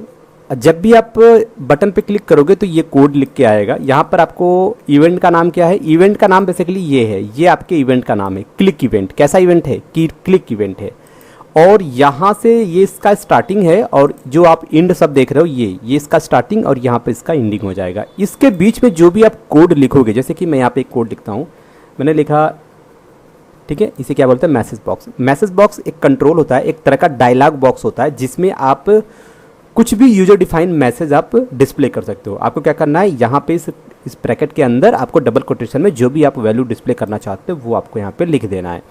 तो ये मैंने कुछ लिख दिया मैसेज यहाँ पे। अब हम इसे रन करेंगे। ये जो मैसेज है कब कहाँ पर है, ये मैसेज आपने दिया है बटन के क्लिक इवेंट पे। तो जैसे मैं इस बटन पे करूँगा क्लिक, ये देखो आपके सामने इस तरीके से एक मैसेज बॉक्स आ गया। मैसेज बॉक्स में क्या होता है, मैसेज बॉक्स में बेसिकली एक डिफ़ॉल्ट एक बटन होती है, ओके बटन। बाय डिफ़ॉल्ट एक ओके बटन होगा, और एक मैसेज होगा जो आपने यहाँ पे पास किया होगा, वो बीच में आपको दिखेगा, और सेंटर पे आपका जो भी प्रोजेक्ट का टाइटल होगा वो आपको दिखेगा। ठीक है, तो ये आपका ओके बटन। अब क्या होगा, अब आप सबसे पहले आपको उसे ओके करना पड़ेगा, देन आप कोई भी काम कर पाओगे। अब ये कैसे शो हो रहा है, तो मैंने कोड कहाँ लिखा था, इस बटन के क्लिक इवेंट पे, इंसर्ट बटन के क्लिक इवेंट पे। यानी कि जब भी आप कुछ एक्शन परफॉर्म करना चाहो, तो हर एक्शन का कोई ना कोई इवेंट होगा। तो जैसे ही आपने इस बटन पे क्लिक किया, इस बटन का एक इवेंट है क्लिक इवेंट, तो बटन के क्लिक इवेंट पे आपने कोड लिख दिया था। तो जैसे ही क्लिक इवेंट फायर हुआ उस पर्टिकुलर बटन का, और वो यहाँ पे उसने ये वाला मैसेज जो था वो प्रिंट कर दिया। तो हम चलते हैं मेन मुद्दे पे। हमें क्या करना है, डेटाबेस के साथ कनेक्टिविटी करनी है इस पर्टिकुलर फॉर्म की। तो सबसे पहले इंसर्ट पे आ जाते हैं। अब कनेक्टिविटी करने के लिए हमें हमारे पास जो डेटाबेस है वो क्या है, वो है एक्सेस डेटाबेस हम यूज़ कर रहे हैं। तो सबसे पहले हमें क्या बनाना पड़ेगा, हमें बनाना पड़ेगा ऑब्जेक्ट बनाना पड़ेगा कनेक्शन का, एसक्यूएल कमांड का, बेसिकली ओलेडीबी कमांड का। तो देखो सबसे पहले टॉप पे चलेंगे, टॉप पे आ जाते हैं। हमें यहाँ पे कुछ नेम स्पेस इंपोर्ट करना होगा, तो यहाँ पे कर लेते हैं इंपोर्ट। क्या इंपोर्ट करेंगे हम, सिस्टम डॉट डेटा, एक ये हो गया, और इसी को फिर से कॉपी कर लेते हैं और यहाँ पर हम इसे पेस्ट कर देंगे, सिस्टम डॉट डेटा। डॉट के बाद यहाँ पे क्या लिखेंगे, हम लिखेंगे ओलेडीबी। देखो एक चीज़ याद रखना, डॉट, देखो ये जो दो नेम स्पेस हैं, ये नेम स्पेस आपको डेटाबेस के साथ कनेक्टिविटी प्रोवाइड, डेटाबेस के साथ अगर आप कोई भी टास्क कर रहे हो तो वहाँ पे आपको तरह तरह के ऑब्जेक्ट, मेथड, इस तरह की चीज़ें क्रिएट करनी होंगी। तो उसके लिए आपको लाइब्रेरी फाइल, जो नेम स्पेस फाइल होती है, उसकी लिंकिंग करना बहुत ज़रूरी होता है उस पर्टिकुलर फॉर्म के साथ। तो अगर आप एसक्यूएल सर्वर यूज कर रहे हो तो क्या यूज करेंगे, एसक्यूएल क्लाइंट यूज करेंगे। बट अगर आप एसक्यूएल सर्वर को छोड़ के कुछ अदर यूज कर रहे हो, जैसे कि एक्सेस यूज कर रहे हो, तो क्या यूज करेंगे, ओलेडीबी। तो मैंने लिख दिया ओलेडीबी, ये दो नेम स्पेस दे दिए। अब सबसे पहले क्या करना है, मुझे कनेक्शन स्ट्रिंग का कोड लिखना है। अब यहाँ पे क्या लिखेंगे, अब मुझे बनाना है कनेक्शन के लिए क्या लिखते हैं, यहाँ पे लिखते हैं पब्लिक। तो पब्लिक यहाँ पे देंगे कॉन एज, क्या बना रहे हैं, ओलेडीबी कनेक्शन। ठीक है, और यहाँ पर आपको अपना कनेक्शन स्ट्रिंग का कोड यहाँ पे पास करना है। ठीक है, कनेक्शन स्ट्रिंग का कोड जो है आपका, वो आपको यहाँ पे पास करना है। अब ये कनेक्शन स्ट्रिंग का कोड क्या होता है, देखिए आप कौन सा डेटाबेस यूज कर रहे हो, वो डेटाबेस कहाँ पे स्टोर है आपका, उसका ऑथेंटिकेशन की क्या है, ये सारी चीज़ें आपको इस कनेक्शन स्ट्रिंग में मिलती हैं। तो हमें क्या करना पड़ेगा, पहले इस एप्लीकेशन को बताना पड़ेगा कनेक्शन स्ट्रिंग के हेल्प से कि हम कौन सा डेटाबेस यूज कर रहे हैं, क्या उसका नाम है, क्या डेटाबेस का नाम है। ठीक है, सारी चीज़ें हमें यहाँ पे प्रोवाइड करनी पड़ेंगी। तो यहाँ पर आपको कनेक्शन स्ट्रिंग आपको लिखना पड़ेगा। देखिए मैंने यहाँ पे किया क्या, मैंने यहाँ पे किया है, ये आपको लिखना पड़ेगा। अगर आप ये जो कोड है आप इसे ध्यान से देखिएगा। आपने यहाँ पे कनेक्शन क्लास का ऑब्जेक्ट क्रिएट किया जिसका नाम है कॉन, यहाँ पे आप देख सकते हो CON कॉन, और इसके पैरामीटर पे हमने क्या दिया, कनेक्शन स्ट्रिंग का कोड दिया। कोड क्या है, provider is equal to, provider कौन है, प्रोवाइडर है आपका MS एक्सेस, डेटाबेस कौन सा है MS एक्सेस, तो क्या लिखेंगे माइक्रोसॉफ्ट डॉट एक्सेस के लिए क्या यूज करेंगे कोड ACE.OLEDB.12.0, ये आपको कोड ये आपको देना है। इससे ही वो आइडेंटिफाई कर लेगा कि हम जो डेटाबेस यूज कर रहे हैं वो एक्सेस डेटाबेस है। उसके बाद यहाँ पर देखो क्या दिया है, data source is equal to, देखो डेटा सोर्स है कहाँ, अगर आपका जो डेटा है वो डेटाबेस जो है वो अगर आपके प्रोजेक्ट में है, बाय डिफॉल्ट प्रोजेक्ट में ही है, तो आपको क्या करना है यहाँ पे सिंपली डबल स्लैश या क्या data source is equal to यहाँ पे डॉट यानी सर्वर का नाम, सर्वर यानी कि जो आपका प्रोजेक्ट है मैं इसकी बात कर रहा हूँ, डॉट डबल स्लैश उस पर्टिकुलर डेटाबेस का नाम, तो एम्प्लॉई डॉट ACCDB, ये उसका एक्सेस डेटाबेस का जो फाइल का फॉर्मेट होता है, डॉट के बाद ACCDB ये लिख के आता है उसमें।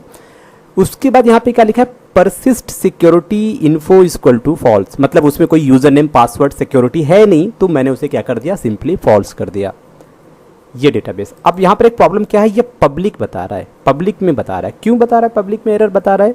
अब देखो एक चीज़ याद रखना, यहाँ पे देखो ये इस तरीके से अगर किसी भी लाइन में यहाँ पे किसी भी वर्ड के नीचे इस तरह से अंडरलाइन हो जाए तो यहाँ पे कुछ प्रॉब्लम है, एरर है।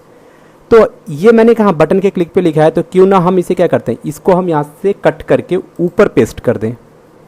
अब एरर आ रही है, नहीं आ रही, तो मैंने ये देखो ये एक मेथड है ना, ये एक मेथड है।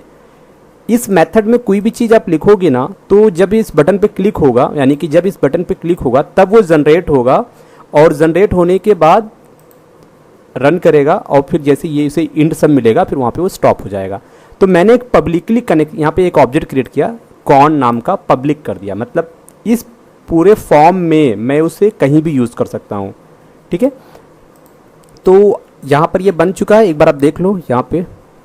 अब हम ये यहाँ पर हम चेंज भी कर सकते हैं, यहाँ पे ये चीज़ हम ना दे के हम चाहें तो यहाँ पर मैंने बोल दिया D drive colon double slash, ठीक है, हम ये भी दे सकते हैं सिंगल स्लैश, हम ऐसा भी कर सकते हैं कि भाई वो D ड्राइव में जाओगे, वहाँ पे तुम्हें क्या मिलेगा, एक एम्प्लॉय वाला मिलेगा, वहाँ पे जाके स्टोर करना है। ठीक है, तो आप ये काम ये कर सकते हो। अच्छा, कनेक्शन स्ट्रिंग के जो कोड हैं वो डिफरेंट तरीके के कोड आपको मिलते हैं, आपको कई सारे डिफरेंट तरीके के कोड मिलते हैं, बट उनमें से जैसे ही उनकी ज़रूरत पड़ेगी मैं आपको नेक्स्ट आगे वाले एपिसोड में आपको बताऊंगा। कनेक्शन स्ट्रिंग के ऊपर मैं एक पूरा वीडियो ही बनाऊंगा कि कितने डिफरेंट टाइप के कनेक्शन स्ट्रिंग होते हैं और उनको आप कैसे कैसे कनेक्ट करोगे। तो अभी अगर आप ये प्रोजेक्ट आप बना रहे हो तो यहाँ पर आपके लिए ये वाला जो मैंने बताया कनेक्शन स्ट्रिंग, आप इसे यहाँ पर यूज़ कर सकते हो। ठीक है, अच्छा एक काम हम ये करते हैं, अभी के लिए क्या करते हैं, मान लीजिए अगर मैं ये कनेक्शन स्ट्रिंग में यूज़ कर रहा हूँ, अगर आप ये वाला कनेक्शन स्ट्रिंग अगर आप यूज़ कर रहे हो तो आपको क्या करना है, आपको अपने सॉल्यूशन एक्सप्लोरर में आना है, यहाँ पे राइट क्लिक करना है और क्या करेंगे, ओपन फोल्डर, तो आपका प्रोजेक्ट ओपन होके आ गया। ठीक है, अब क्या करेंगे, यहाँ पे हम विन पे चलेंगे, डीबग में चलेंगे।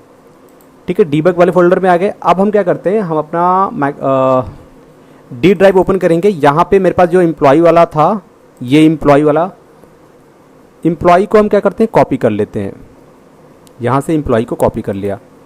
अब यहाँ पे लाके मैंने इस बिन में एम्प्लॉय को मैंने पेस्ट कर दिया। ठीक है, यहाँ पे पेस्ट कर दिया। ओके, तो अब हम क्या करते हैं, इसे एक बार रिफ्रेश कर लेते हैं, फर्स्ट क्लास।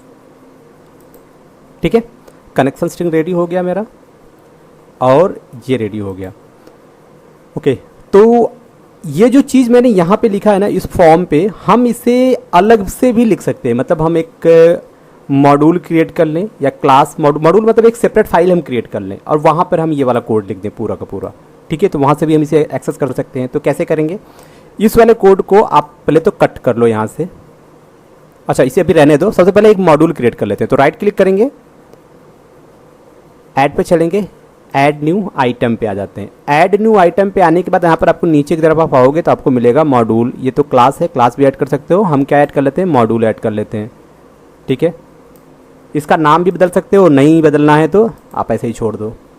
ये एक मॉड्यूल आपको मिल गया। मॉड्यूल का मतलब एक अलग से आपको एक फाइल मिल जाएगी जहाँ पे आप अपना मनचाहा जो कोड है आप वहाँ पे लिख दो और जब जब जरूरत पड़े तो आप उसे आसानी से कॉल कर लो। तो देखो इस मॉड्यूल में सबसे पहले क्या करना पड़ेगा, आपको यहाँ से इस फॉर्म 1 से जो आपने ये नेम स्पेस आपने इंपोर्ट किया था वो आपको इंपोर्ट करना है। क्यों इंपोर्ट करना है, क्योंकि अगर आपको डेटाबेस से रिलेटेड जो भी कोड आप लिखोगे यहाँ पे, बेसिकली आप डेटाबेस से रिलेटेड ही कोड लिखोगे, तो उनके लिए उन्हें एक्सेस करने के लिए आपको ये 2 नेम स्पेस यहाँ पर आपको ऐड करना होगा। आप क्या करेंगे, यहाँ पे बना लिया। अब जो मैंने यहाँ पे दिया है ना, इसके लिए हमने एक अलग से फॉर्म ही क्रिएट कर लिया है मॉड्यूल नाम से, और यहाँ पर आने के बाद हम ये कोड यहाँ पे पेस्ट कर देते हैं। बहुत ही सिंपल, ठीक है। ये जो मैंने ऑब्जेक्ट क्रिएट किया ये किस तरह का है, पब्लिक तरीके का है। तो यानी कि ये जो प्रोजेक्ट है एम्प्लॉय प्रोजेक्ट में हम कहीं भी इस ऑब्जेक्ट को आसानी से यूज कर सकते हैं, बस काम खत्म। तो यहाँ पर आपको कोड लिखने की ज़रूरत ही नहीं पड़ी। अब बारी आ जाती है कि यहाँ पर हमें क्या करना है, यहाँ पे हमें रिकॉर्ड को इंसर्ट करना है। इंसर्ट कैसे करेंगे, हम क्रिएट कर सकते हो, बट हम यहाँ पे क्या यूज करेंगे, डिम ए एज स्ट्रिंग। तो इस तरीके से आपने एक स्ट्रिंग वेरिएबल बना लिया। बट हमें स्ट्रिंग वेरिएबल क्यों बनाना, एक मिनट, हम स्ट्रिंग वेरिएबल यहाँ क्यों बना रहे हैं, ठीक है। हमने अभी एक मॉड्यूल क्रिएट किया था, तो क्यों ना जो ऐसी चीज़ें हैं जो पूरे इस प्रोजेक्ट में हर जगह काम आएंगी, तो उन्हें हम यहाँ पे डिफाइन कर देते हैं, इस मॉड्यूल में डिफाइन कर देते हैं, ठीक है, ताकि हम उसे आसानी से एक्सेस कर सकें। यहाँ पे क्या करेंगे, हम यहाँ पे क्रिएट करेंगे, पहले तो कमांड क्लास का ऑब्जेक्ट क्रिएट करते हैं। तो public cmd as oledb command, okay, ये मैंने ये क्रिएट कर लिया। एक और क्रिएट कर लेते हैं यहाँ पे, ओके, फिलहाल तो मेरा इसी से काम हो जाएगा, ठीक है। तो ये अभी मैंने अभी के लिए क्या किया, मैंने एक यहाँ पे ऑब्जेक्ट क्रिएट किया, जिसे क्या बोलते हैं, इसे बोलते हैं कमांड ऑब्जेक्ट, ओके। इसे हम सेव कर लेते हैं। ये कहाँ पे क्रिएट किया, मॉड्यूल में क्रिएट किया। अब क्या करते हैं, अब यहाँ पे फॉर्म पे आते हैं, इस बटन पे करते हैं डबल क्लिक। अब यहाँ पर आपको क्या करना है, यहाँ पर आपको लिखना है cmd dot oledb, sorry, cmd is equal to आपको लिखना है न्यू oledb। अब आप क्या कर रहे हो, अब आप उसके ऑब्जेक्ट को बना रहे हो, यहाँ पे उसमें वैल्यू इनिशियलाइज कर रहे हो। तो यहाँ पे देखो 2 चीज़ हमें देनी होती है, एक होता है हमारा क्वेरी और एक होता है आपका जो कनेक्शन होगा वो, ओके। तो ये हमने बना लिया, यहाँ पे ये बन गया। यहाँ पर आपको अपनी क्वेरी देनी है। क्वेरी क्या होगा, हमारी क्वेरी होगी, हमें इंसर्ट करना है, तो हमारी क्वेरी क्या होगी, इंसर्ट की। तो यहाँ पे लिखेंगे इंसर्ट इनटू, टेबल का नाम क्या होगा, emp एम्प्लॉय इन्फो, जो मैंने अभी टेबल बनाया था MS एक्सेस में। क्या इंसर्ट करना है, वैल्यू इंसर्ट करना है। तो आप पहले यहाँ पे एम्प्लॉय इन्फो, फिर कॉलम का नाम होगा, फिर क्या होगी वैल्यूज़, फिर यहाँ पर कंट्रोल के नाम होंगे, ठीक है। अब यहाँ पे जो आपने कॉलम बनाए हैं, क्या बनाए हैं, पहला जो कॉलम है आपका वो है आईडी, दूसरा है आपका फर्स्ट नेम, तीसरा है आपका लास्ट नेम, एंड नेक्स्ट आपका है डेजिग्नेशन, और नेक्स्ट है आपका सैलरी। ये कॉलम है, ओके। इंसर्ट इनटू, ये आपके टेबल का नाम हो गया, फिर ब्रैकेट लगा के मैंने यहाँ पे कॉलम के नाम भी दे दिए, आईडी है, first name, last name, designation और सैलरी। फिर वैल्यू, एक मिनट, वैल्यू की स्पेलिंग गलत है, आपको ध्यान रखना है यहाँ पे, ओके, वैल्यूज़। अब ये वैल्यूज़ कहाँ से आएंगी, वैल्यू के लिए हमें क्या यूज़ करना है, यहाँ पे देखो वैल्यू जब हम देंगे तो यहाँ पर आपको इसके लिए एक स्पेशल आपको टेक्निक यहाँ पे मैं बता देता हूँ। सबसे पहले आपको क्या लिखना है, सिंगल कोटेशन आपको ले लेना है। इस सिंगल कोटेशन के अंदर कर्सर ले आएंगे, यहाँ पे क्या लिखना है, डबल कोटेशन। इस डबल कोटेशन के अंदर आएंगे, यहाँ पे क्या लिखना है, डबल % आपको यूज़ करना है। और यहाँ पे आईडी कहाँ से आएगा, आईडी के लिए आपने कंट्रोल लिया था जिसका नाम क्या दिया था, आईडी। तो आईडी डॉट टेक्स्ट, यहाँ पे देखो पहला यहाँ पे क्या है, पहला कॉलम आईडी है, तो आईडी के लिए मैंने क्या यूज किया था, आईडी डॉट टेक्स्ट। तो अगर आप कंट्रोल के नाम को आप चेंज करते हो ना, एक मीनिंगफुल नेम में अगर आप कंट्रोल के नेम को लिखते हो तो वो आपको कोडिंग में हेल्प करेंगे। तो यहाँ पे देखो ये आ गया। अब उसके बाद अगर मुझे दूसरा लिखना है तो एक कॉमा देंगे सेपरेट के लिए, ताकि दूसरे कंट्रोल की बात हो रही है, single quotation, double quotation and double %। देखो ये हम क्या कर रहे हैं, बेसिकली हम ये कर रहे हैं कि इस कंट्रोल में जो वैल्यू है ना, उस वैल्यू को स्ट्रिंग में कन्वर्ट कर दो, बस सिंपल सी बात है। हम यहाँ पे वैल्यू को पास कर रहे हैं, ठीक है। अब जो दूसरा है वो क्या है, एफ नेम। तो हमारे पास एक कंट्रोल था, एफ नेम डॉट टेक्स्ट। इसी तरीके से नेक्स्ट कंट्रोल है, कॉमा देंगे, single quotation, double quotation and double %। आपका है लास्ट नेम करके था ये कंट्रोल, डॉट इसका टेक्स्ट। फिर इस तरीके से comma, single quotation, double quotation and double ampersand. इसके बाद क्या है आपका डेजिग्नेशन, तो डेजिग्नेशन से आपके पास एक कंट्रोल है, डॉट इसका टेक्स्ट। अब बात आती है सैलरी की। ओके, तो यहाँ पे क्या लगाएंगे, कॉमा लगाएंगे। कॉमा के बाद क्या होगा, ये होगा, अच्छा एक चीज़ याद रखना आप, मैं आपको बता दूँ, चलो इंटीजर वैल्यू अगर आप इंटर कर रहे हो ना, इंटीजर वैल्यू, तो वहाँ पर आपको सिंगल कोटेशन लगाने की ज़रूरत नहीं है, क्योंकि आप इंटीजर वैल्यू स्टोर कर रहे हो। तो सिंपली क्या यूज़ करो, डबल कोटेशन, डबल एम्परसेंट, और यहाँ पे क्या होगा आपका सैलरी डॉट टेक्स्ट। एक मिनट, यहाँ पे कुछ प्रॉब्लम, यहाँ पे आपको लगाना है एम्परसेंट। ओके,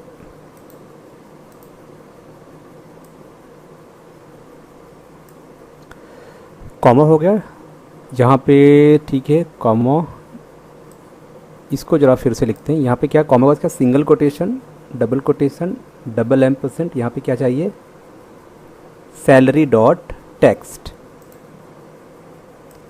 अब यहाँ पे मैंने क्या बोला आपको कि जो आपके इंटीजर वैल्यू हों उनके लिए आप सिंगल कोटेशन नहीं यूज़ करोगे, ठीक है, क्योंकि वैल्यू कैसी है, वो इंटीजर टाइप की वैल्यू, तो इस हमेशा जो टेक्स्ट बॉक्स होते हैं वो स्ट्रिंग टाइप की वैल्यू लेते हैं, ठीक है। तो आपको उन्हें इंटीजर में डेटाबेस में स्टोर करना है, क्योंकि कॉलम का नाम आपने क्या रखा है, कॉलम का नाम आपने इंटीजर रखा है डेटाबेस का। अब इस तरीके से आईडी भी आपका इंटीजर है, तो आईडी के लिए भी क्या करेंगे, इसको भी सिंगल कोटेशन आपको यहाँ से रिमूव करना होगा। ये मैं क्यों कर रहा हूँ, क्योंकि जो MS एक्सेस डेटाबेस मैंने क्रिएट किया है वहाँ पे मैंने आईडी के लिए इंटीजर यानी कि नंबर मैंने सेलेक्ट किया था, बाकी नेम और लास्ट नेम, डेजिग्नेशन, इन सब के लिए मैंने टेक्स्ट सेलेक्ट किया था। तो टेक्स्ट में आप नंबर, कैरेक्टर सब कुछ आप इंटर कर सकते हो। अब देखो यहाँ पे क्या हो गया, ये कॉलम ये यहाँ पे क्रिएट हो गया। अब क्या करेंगे, जो आपका कनेक्शन है इसको आपको ओपन करना है। कनेक्शन ओपन हो गया। अब हमारे पास क्या है, CMD डॉट, इसका एक मेथड होता है एग्जीक्यूट नॉन क्वेरी। देखो एग्जीक्यूट नॉन क्वेरी मेथड हम तब यूज़ करते हैं जब हमारा जो क्वेरी हो वो इंसर्ट का हो, अपडेट का हो, डिलीट, यानी इंसर्ट, अपडेट, डिलीट ये क्वेरी होगी तो हम ये वाला यूज़ करेंगे मेथड, ठीक है। अब इसी में हमें चेक कैसे करना है वैल्यू हमारी स्टोर हुई कि नहीं। तो हम क्या करते हैं, अभी के लिए हम एक वेरिएबल बना लेते हैं। यहाँ पर हम क्या करते हैं, एक हम वेरिएबल बना लेते हैं। मैंने बोला डिम आई। अब आई की वैल्यू क्या होगी, यहाँ पे देंगे आई इज इक्वल टू ये। देखो जब ये रन करेगा ना, तो ये क्या करेगा, एग्जीक्यूट नॉन क्वेरी जब रन करता है तो वो इंटीजर वैल्यू रिटर्न करेगा, मतलब कि एक रिकॉर्ड इंसर्टेड, 1 रो अफेक्टेड, तो वो 1 यहाँ पे रिटर्न करेगा, तो आई की वैल्यू 1 हो जाएगी। तो यहाँ पे एक कंडीशन लगाएंगे, if I is greater than 0 then क्या होगा, MSG बॉक्स आपका जो रिकॉर्ड था, यहाँ पे क्या लिखेंगे, रिकॉर्ड सक्सेसफुली सेव्ड। ओके, और अगर ऐसा नहीं होता है तो हम क्या बनाएंगे, इसका इल्स पार्ट, और यहाँ पर आपको सेम मैसेज देना है, ठीक है, रिकॉर्ड नॉट सेव। ओके, अब क्या करते हैं, एक स्टाइल दे देते हैं। यहाँ पर आपको मिलेगा मैसेज बॉक्स स्टाइल क्रिटिकल। इसका मतलब क्या हो गया, वो टेक्स्ट बॉक्स आपको एक अलर्ट टेक्स्ट बॉक्स यहाँ पे दिखाएगा, जहाँ पे आपको पता चलेगा कि आपका रिकॉर्ड सेव हुआ या नहीं। और यहाँ पे क्या करेंगे, कनेक्शन को हम क्लोज कर देंगे। तो कनेक्शन को आप यहाँ पे क्लोज कर दो, कॉन डॉट क्लोज। तो हमें क्या किया, हमने किया कनेक्शन को ओपन करो, फिर इसे रन करो, यहाँ पे चेक करो वैल्यू है सेव हो चुकी है। आई की वैल्यू अगर 1 होगा तो यानी कि सेव हो चुका है। तो अब हम इसे एक बार रन करेंगे। तो यहाँ पर मैंने इसे एग्जीक्यूट किया। ओके, अब यहाँ पर एक देते हैं जैसे कि 101, ये एक आईडी हो गया। नाम यहाँ पे देते हैं, नेम दे देते हैं, डेजिग्नेशन सैलरी दे देते हैं। ओके, अब क्या करेंगे, ये सारा इन्फॉर्मेशन हो गया। अब हमें इसे सेव करना है। सेव करने के लिए इंसर्ट पे करेंगे क्लिक। सब कुछ अच्छा होगा तो रिकॉर्ड आपका सेव हो जाएगा। तो देखो यहाँ पे कह रहा है रिकॉर्ड सक्सेसफुली सेव, यानी कि आपका रिकॉर्ड सेव हो चुका है। ओके पे क्लिक किया, रिकॉर्ड हमारा सेव हो गया या नहीं। अब इसे हम चेक कैसे करेंगे, इसके लिए आपको चलना पड़ेगा आपके डेटाबेस में। तो डेटाबेस कहाँ पर है हमारा, याद रखिए हम जो हमने डेटाबेस हमने कहाँ पे रखा था, हमने यहाँ पे रख दिया था, इस प्रोजेक्ट में रख दिया था। तो क्या करेंगे, राइट क्लिक करेंगे, open folder in project, open project in folder. ये आपका प्रोजेक्ट आ गया। जो जो भी प्रोजेक्ट हम बना रहे हैं ना, इस प्रोजेक्ट में अभी इतनी फाइलें यहाँ पे हैं, पर आपके विजुअल स्टूडियो में तो कुछ और शो कर रही हैं, ठीक है। ये कुछ हिडन फाइलें हैं जिनकी ज़रूरत आपको नहीं होती, जो कि आपको तब दिखती हैं जब आप उस लोकेशन पे जाओगे तो वहाँ पे दिखेंगी आपको। तो यहाँ पर क्या, बिन फोल्डर के अंदर मैंने डिबग वाले फोल्डर के अंदर ये आपका डेटाबेस यहाँ पे पेस्ट कर दिया था। ये क्यों किया था? ताकि अगर आप इसे सॉफ्टवेयर में कन्वर्ट करें, बाद में अगर आप इसको EXE फाइल सेटअप क्रिएट करें तो आसानी से आप उसको रन करा सकें, ठीक है। तो वो लास्ट में मैं वो भी बताऊंगा। तो देखो यहाँ पे क्या करेंगे, इस पर डबल क्लिक करेंगे, ये आपका ओपन होके आ गया। यहाँ पे इनेबल दिस, ओके, ये ओपन होके आ गया। आप क्या करेंगे, राइट क्लिक करेंगे और ओपन पे क्लिक करेंगे। तो देखो एक रिकॉर्ड यहाँ पे शो हो रहा है आपका, रवि तेजा मैनेजर और 2000। तो पहला रिकॉर्ड आपका आसानी से यहाँ पे शो हो रहा है। ओके, कोई दिक्कत नहीं है, आप समझिए किस तरीके से काम करना है। अब इसे हम क्लोज करते हैं। फर्स्ट क्लास हमारा एप्लीकेशन यहाँ पे वर्क कर रहा है। ओके, तो गाइज ये इतनी कोडिंग थी आपकी किसकी, रिकॉर्ड को इंसर्ट कराने की। बट एक चीज़ और हो सकता है इसमें। एक चीज़ क्या हो सकता है, अभी मॉडिफिकेशन बहुत है इसमें, मॉडिफिकेशन बहुत है। देखिए पहला मॉडिफिकेशन क्या है कि मान लो आप नेम इम्पटी छोड़ सकते हो, ये सब इम्पटी छोड़ सकते हो, बट आपका जो आईडी हो वो आईडी इम्पटी ना हो। पहली चीज़, पहली कंडीशन क्या है कि आईडी वाला जो टेक्स्ट बॉक्स हो ये इम्पटी ना हो, बाकी सारी चीज़ इम्पटी रखो चलेगा। तो उसके लिए आपको एक छोटा सा वैलिडेशन यहाँ पे लगाना होगा। क्या लगाएंगे, इफ़ जो आपका आईडी वाला जो टेक्स्ट बॉक्स है, ठीक है, ये क्या होगा, ID text box is equal to empty. अगर ये इम्पटी होगा तो उस केस में आपको क्या लिखना पड़ेगा, यहाँ पे एक मैसेज बॉक्स हो करेंगे, MSG बॉक्स यहाँ पे दिया, इसमें आप दे देंगे कि इंटर एम्प्लॉई आईडी, ठीक है। ये आपने एक मैसेज बॉक्स यहाँ पे शो कर दिया। यहाँ पे क्या करते हैं, यहाँ पे कर देते हैं, एक काम कर देते हैं, यहाँ पे कर देंगे एग्जिट सब। एग्जिट सब का मतलब क्या है कि अगर इफ़ कंडीशन ट्रू हो गया तो ये मैसेज प्रिंट करेगा और उसके बाद एग्जीक्यूशन यहीं पर रुक जाएगा। उसके नीचे तो आपने इंसर्ट का कोड लिख रखा है ना, तो आगे एग्जीक्यूट नहीं करेगा, यहीं पर वो रुक जाएगा। तो एक बार हम इसे देख लेते हैं। इसे हमने रन किया, मैसेज आ गया, ओके, कोई दिक्कत नहीं। फिर से क्लिक किया, फिर से मैसेज। जितनी बार आप क्लिक करोगे ना, तो ये click event generate, click event fire होगा। तो क्लिक इवेंट में जो भी कोड लिखा होगा ना वो रन होगा। तो फिर से कर्सर यहाँ पर आएगा, इफ़ के पास, यहाँ से रन करना स्टार्ट करेगा और जैसे उसे एग्जिट सब मिलेगा तो वो ये वाला ब्लॉक यहीं पर रोक देगा, ठीक है। आप यहाँ पे क्लिक करो। बट अगर इसमें कोई वैल्यू होगा ना तो ये इफ़ कंडीशन पे आएगा। यहाँ पर इफ़ में तो वैल्यू है तो इसका मतलब ये इसके नीचे नहीं जाएगा, इफ़ कंडीशन के अंदर नहीं जाएगा, फिर जंप करके बाहर आएगा और यहाँ से एग्जीक्यूशन करना स्टार्ट करेगा, ठीक है। तो ये अब हम क्या करते हैं ना, इसका एक बना देते हैं यहाँ पे, एक इसका इल्स पार्ट भी बना देते हैं ताकि, ओके, आप इल्स भी बना सकते हो, ऑप्शनल है, पर अभी मैं इल्स यहाँ पे नहीं बना रहा हूँ, ठीक है। तो एक तरीका ये हो गया। एक तरीका ये है कि हम क्या करते हैं, अभी थोड़ी देर के लिए ये पूरा कोड आप यहाँ से, ये पूरा कोड आप कट कर लो, ठीक है। राइट क्लिक करेंगे और ये पूरे कोड को मैंने कट कर लिया। यहाँ पे आप क्या लगाओ, यहाँ पे लगाओ आप ट्राई कैच। क्या लगाएंगे, ये लगाया ट्राई। जैसे आप ट्राई लिख के इंटर मारोगे ये बन के आ जाएगा। अब ट्राई में क्या करेंगे, यहाँ पे आपको जो कोड आपने कट किया था उसे पेस्ट कर देना है। तो ट्राई ब्लॉक में मैंने वो कोड यहाँ पे पेस्ट कर दिया। अभी क्या करेंगे, ये जो इफ़ कंडीशन आप देख रहे हो ना, इफ़ को मैं इस ब्लॉक से बाहर निकाल लेता हूँ, ये, ठीक है। ऐसे पहले क्या होगा, इफ़ कंडीशन ट्रू चेक करेगा, अगर आपका कंट्रोल इम्पटी है तो मैसेज देगा, नहीं इम्पटी है तो कोई बात नहीं। अब लगाया मैंने ट्राई ब्लॉक। ट्राई ब्लॉक क्या होता है, ये एक्सेप्शन हैंडल करता है। एक्सेप्शन हैंडलिंग क्या होता है, देखो कभी क्या होता है कि कुछ ऐसा कुछ होता है, आपका कोड तो सही है बट आपने कुछ ऐसी वैल्यू इंटर कर दी या फिर मेमोरी में कुछ स्पेस नहीं है, स्टैक ओवरफ्लो हो गया, ठीक है। तो कुछ इस तरीके से रन टाइम एरर आपको अगर आते हैं तो वो ये उसे हैंडल करके आपके प्रोग्राम को आसानी से क्लोज करेगा, ठीक है। तो ट्राई ब्लॉक क्या करता है, वो एक्सेप्शन को हैंडल करता है, ठीक है। अगर इस लाइन में कहीं एक्सेप्शन आपको मिलती है तो वो क्या करेगा, कर्सर को कैच ब्लॉक में सेंड कर देगा। तो कैच ब्लॉक में आपको क्या करना है, मैसेज बॉक्स में क्या करेंगे, ex.message से आप क्या कर पाओगे, आपका जो भी एरर आया हुआ है, देखो ये क्या है, ये है आपका एक्सेप्शन ऑब्जेक्ट। EX क्या होता है, एक्सेप्शन ऑब्जेक्ट। तो जो भी एक्सेप्शन आया होगा, जो भी एक्सेप्शन डिवाइड बाय जीरो, कभी क्या होता है कि आप किसी नंबर को जीरो से डिवाइड करोगे तो वो कोई रिजल्ट नहीं देगा, एक्सेप्शन देगा आपको, ठीक है। तो जो रिजल्ट में आया है आपके रन करने के बाद, जो भी आया है एक्सेप्शन, जो भी है, क्या है वो एक्सेप्शन, उस एक्सेप्शन का मैसेज आपको यहाँ पे प्रिंट करेगा ये कैच ब्लॉक, और उस एक मैसेज बॉक्स ओपन होगा, उसमें आपका ये एरर क्या है वो मैसेज शो होगा, और उसके बाद यहाँ पे आपको ये जो आप देख रहे हो, ये तो एरर मैसेज आपने लिख दिया है, वो लिख के आएगा उसके ऊपर, ठीक है। ये हो जाएगा, और यहाँ पर आपको क्या कर देना है, फिर से जो आपका कनेक्शन है उसे आपको यहीं पर क्लोज कर देना है। करेंगे इसको हम सेव कर लेते हैं, सेव करेंगे, इसे हम रन करेंगे।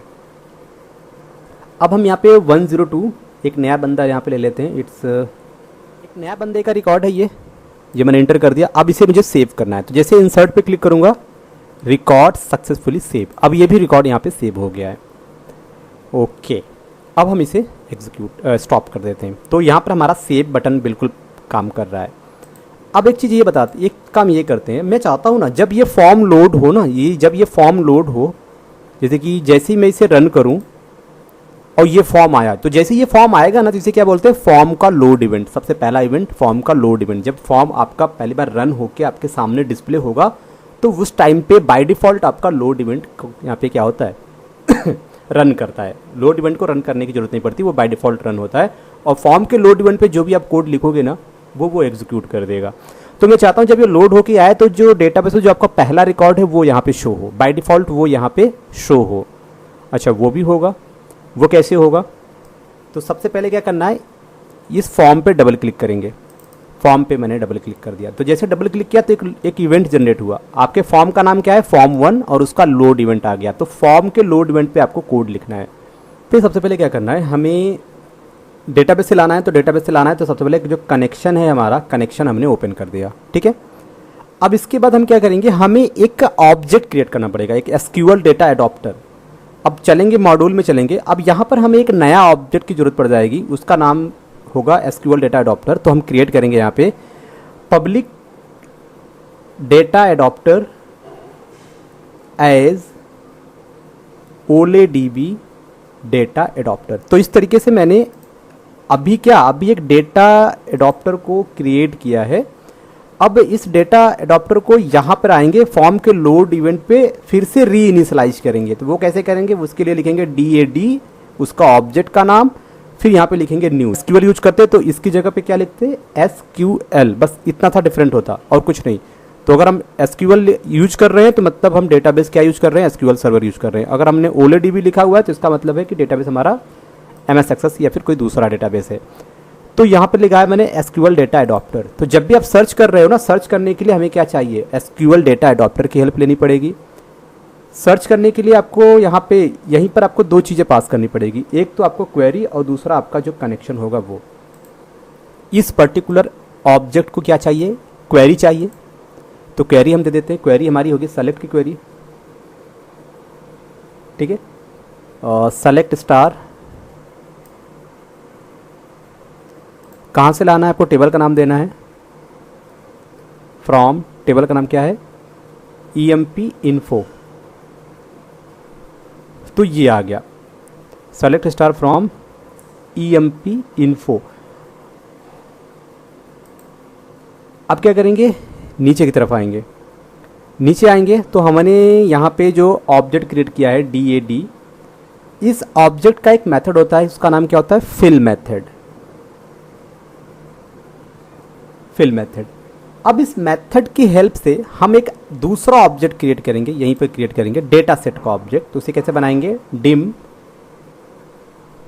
डेटा सेट, DST कर देते हैं, ठीक है, एज डेटा सेट। ये मैंने यहाँ पे बना दिया। अब क्या करेंगे, जो वैल्यू डेटा एडॉप्टर में आई है ना, उस वैल्यू को हमें इस डेटा सेट वाले ऑब्जेक्ट में भर देना है। जो डेटा सेट होता है वर्चुअल टेबल एक क्रिएट करता है।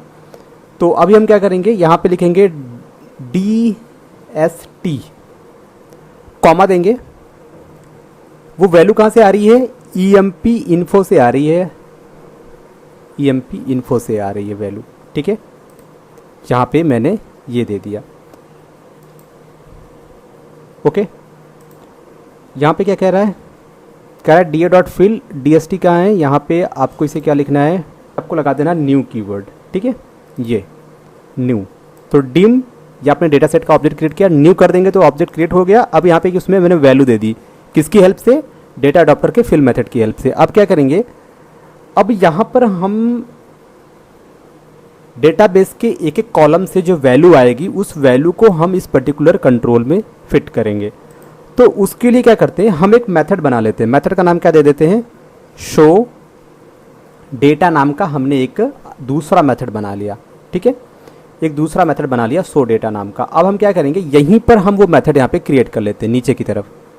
तो मेथड हमें क्रिएट करना है, तो कैसे क्रिएट करना है, हमने दिया प्राइवेट सब प्रोसीजर है और शो डेटा उसका नाम है, ठीक है, ये आपने क्रिएट किया। जब भी आप कोई मेथड क्रिएट करते हो, यहाँ पे बेसिकली क्या है, मेथड जो होता है वो क्या करता है, मेथड आपका फंक्शन और प्रोसीजर दो कॉन्सेप्ट होते हैं VB.NET में। तो प्रोसीजर वैल्यू रिटर्न नहीं करता है और जो फंक्शन होते हैं वो वैल्यू रिटर्न करते हैं, ओके। तो देखो अभी के लिए क्या करेंगे, ये बना लिया मैंने, आपको बस टाइप करना है सब प्राइवेट सब, इसे पब्लिक प्राइवेट कुछ भी आप बना सकते हो और यहाँ पर आपको सेम नेम देना है, ये हो गया। अब देखो यहाँ पे आपको क्या करना है, इसमें ये जो आपने फंक्शन क्रिएट किया शो डेटा वाला, इसमें आपको सबसे पहले तो एक ट्राई कैच लगा देना है। ट्राई कैच बहुत ज़रूरी होगा क्योंकि एक्सेप्शन आने के चांसेस होंगे, तो आपको पता तो चलेगा कहाँ पे प्रॉब्लम है। तो वो आप कैसे आइडेंटिफाई करोगे, ये जो लाइन आप देख रहे हो ना, ये MSG, ये जो लाइन है ये बहुत इंपॉर्टेंट लाइन है। ये लाइन डायरेक्टली बताएगा कि कहाँ पे क्या प्रॉब्लम है, ठीक है, किस तरह का एरर आ रहा है, कोई कॉलम में प्रॉब्लम है, कोई डेटाबेस की क्वेरी में आपने कुछ प्रॉब्लम किया हुआ है, तो सारी चीज़ें आपको यहाँ पे वो बता देगा, ठीक है।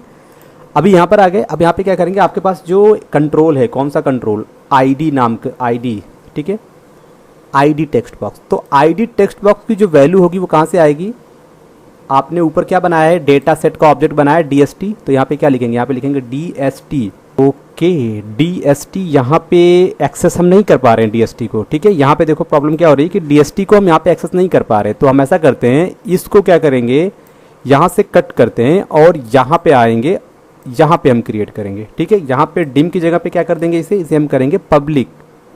तो ये किया मैंने इसे पब्लिक, ठीक है, क्योंकि ये जो मॉड्यूल 1 फाइल है ये पूरे प्रोजेक्ट में शेयर की जाती है। ये जो फाइल है, इस फाइल में जो भी चीज़ें हम बनाएंगे उसे हम पूरे प्रोजेक्ट में एक्सेस कर सकेंगे, बशर्ते कि आप जो भी ऑब्जेक्ट या वेरिएबल बना रहे हो वो क्या होना चाहिए, पब्लिक होना चाहिए, ठीक है।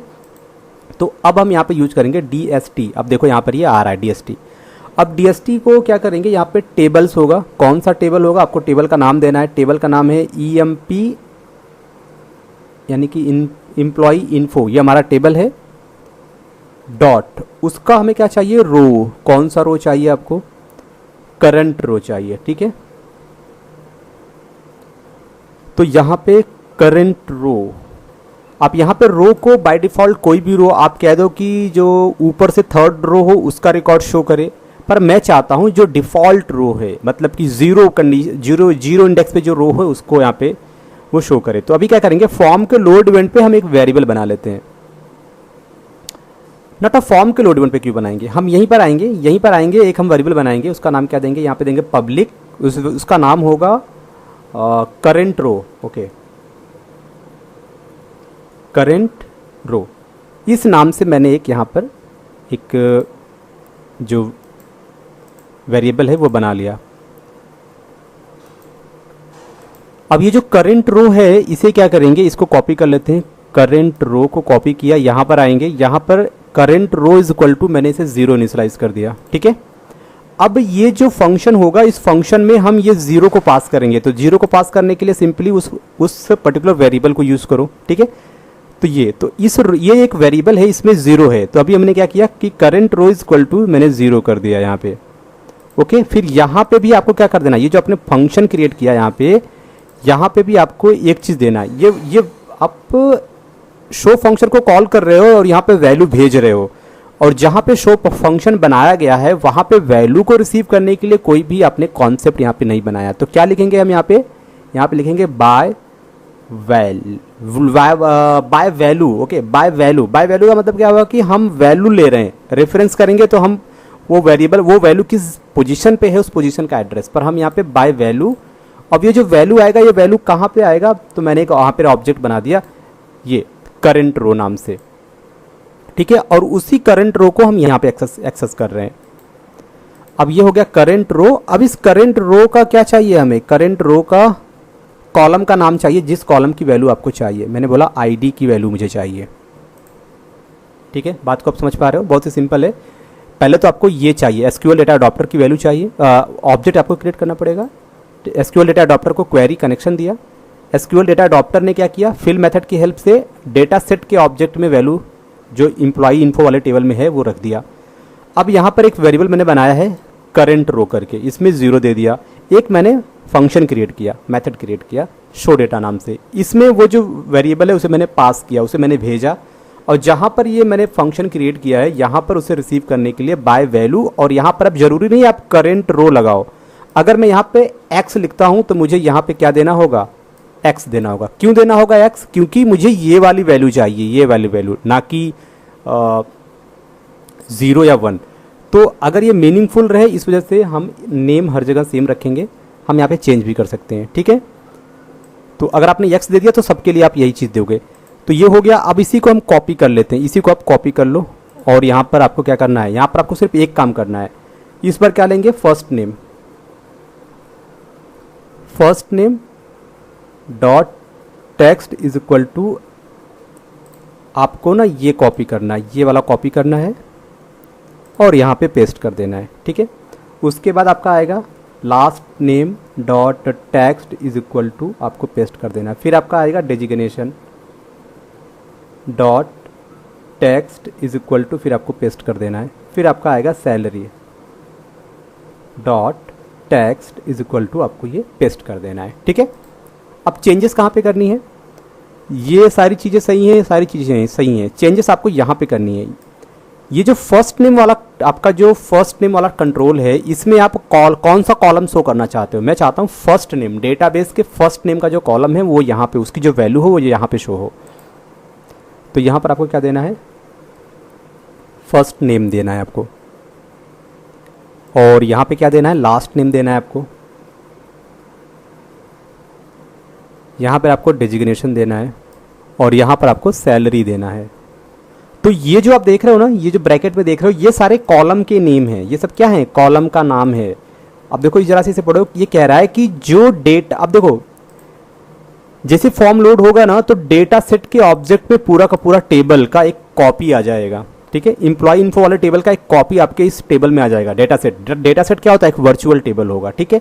अब हम क्या कर रहे हैं, उस वर्चुअल टेबल से, तो डेटा सेट के टेबल, कौन से टेबल, इंप्लॉय इन्फो वाले टेबल में, ठीक है, डॉट रो, कौन सा रो कौन बताएगा, करंट रो। ये जो वेरिएबल है करंट रो, इसकी जो वैल्यू होगी ना, इसकी वैल्यू क्या है, 0 है।